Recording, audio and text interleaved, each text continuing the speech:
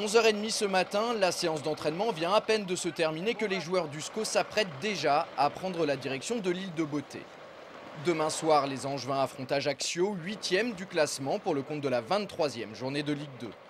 Pour ce déplacement, Jean-Louis Garcia a retenu un groupe de 17 joueurs, un groupe dans lequel figure Claudio Quecherou. Même si le néo-angevin n'est pas assuré d'être qualifié pour cette rencontre, la réponse devrait tomber demain. Il est bel et bien du voyage en Corse. Du moment où je viens d'arriver, c'est important d'aller avec le groupe et les soutenir en cas où je ne joue pas. Et si je joue, leur apporter quelque chose. Ouais, ça permet de prendre la température. Oui, bien sûr. En cas de décision favorable, l'attaquant prêté par les Canaries devrait effectuer ses grands débuts avec le SCO. Mais là n'est pas l'essentiel aux yeux de Jean-Louis Garcia. Pour l'entraîneur angevin, le plus important reste la performance collective.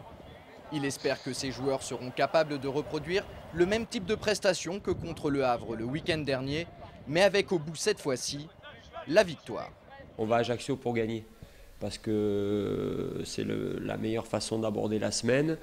Moi je trouve que les gars sont bien. Ce match du Havre, même si c'était qu'un match nul, était cohérent, consistant, et j'ai retrouvé une équipe costaud, et cette semaine c'était pas mal, hein.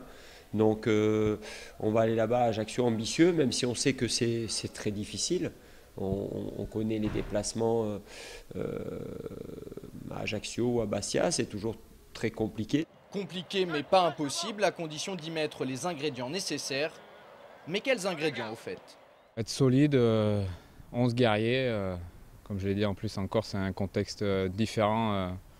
Quand on va là-bas, on sait qu'il y a une dose d'agressivité un peu plus importante.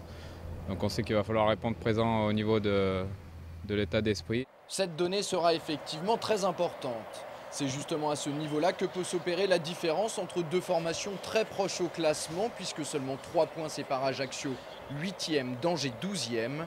Résultat, si l'une des deux équipes l'emporte demain soir, elle effectuera une très bonne opération comptable.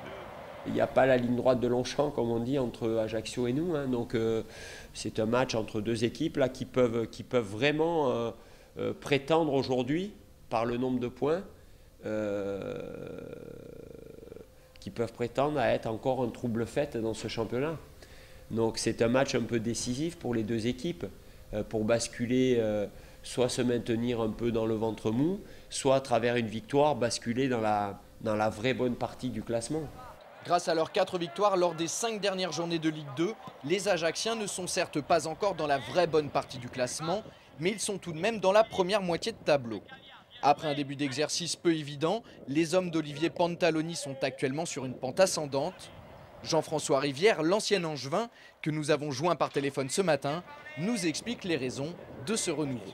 Au jour d'aujourd'hui, ce qui a fait la différence, c'est que tu es dans une spirale positive, parce que non seulement il y a des matchs que tu as gagnés où tu n'as pas fait forcément un bon match, mais tu as gagné, et des matchs où tu as fait des belles prestations, et en plus tu as gagné.